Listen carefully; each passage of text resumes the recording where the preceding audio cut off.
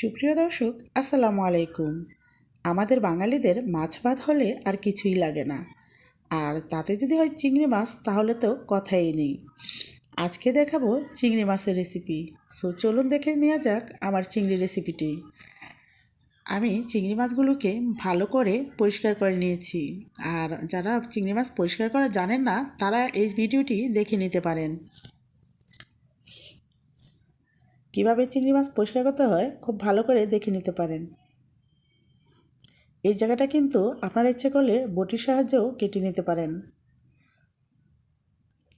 এভাবে কেটে তারপর কিন্তু মাঝখান থেকে আমি রগটাকে বের করে নিচ্ছি।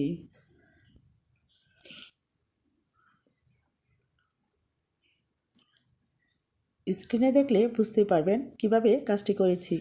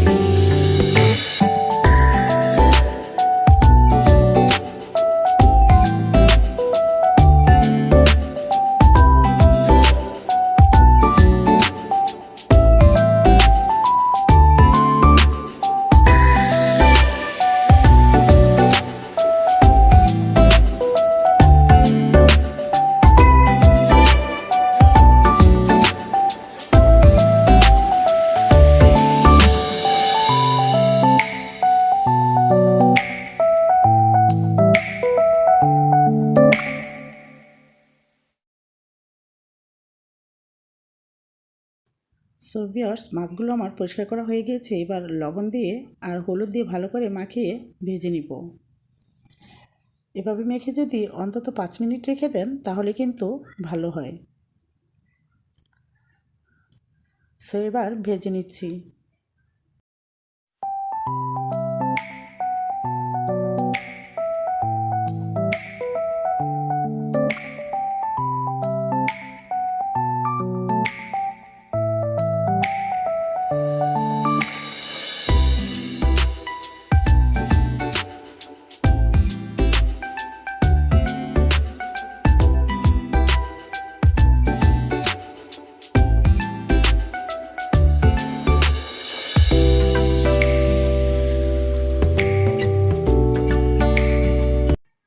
চিংড়িগুলো ভাজা হয়ে গেছে, উঠিয়ে নিচ্ছি।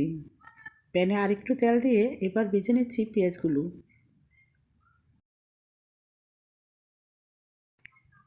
স্বাদ মতো লবণ দিয়ে দিচ্ছি।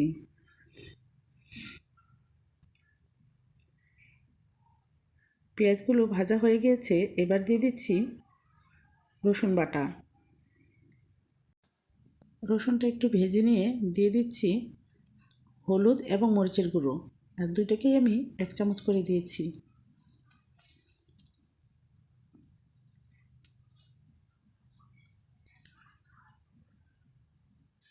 এবার সামান্য পানি দিয়ে কষিয়ে নিচ্ছি। এবার দিয়ে দিচ্ছি জিরের পাউডার।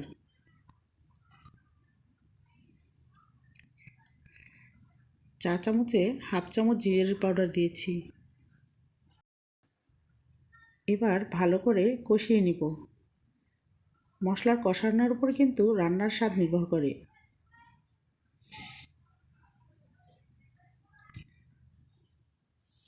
মশলাটা কষানো হয়ে গিয়েছে। এবার একটু পানি দিয়ে তারপর দিয়ে দিচ্ছি মাছগুলো।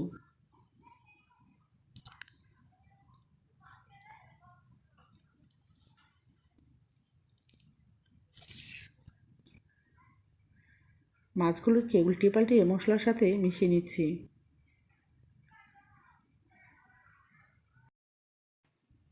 চিংড়িগুলো যেহেতু আগে ভাজা ছিল তাই বেশিক্ষণ রান্না করতে হবে না। এবার দিয়ে দিচ্ছি সামান্য পানি।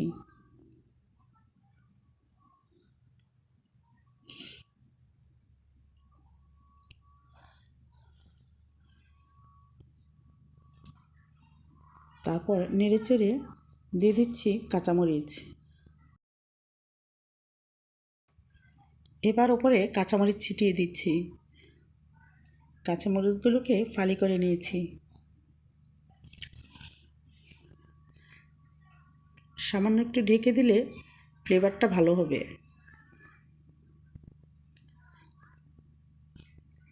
সো ভিউয়ার্স, রান্নাটা প্রায় হয়ে এসেছে। দিয়ে দিচ্ছি ধনেপাতা। এবার নেড়েচেড়ে তারপর কিন্তু উঠিয়ে নিব। সো ভিউয়ার্স, ভিডিওটি দেখার জন্য অসংখ্য ধন্যবাদ। ভালো থাকবেন। আল্লাহ হাফেজ। আসসালামু আলাইকুম।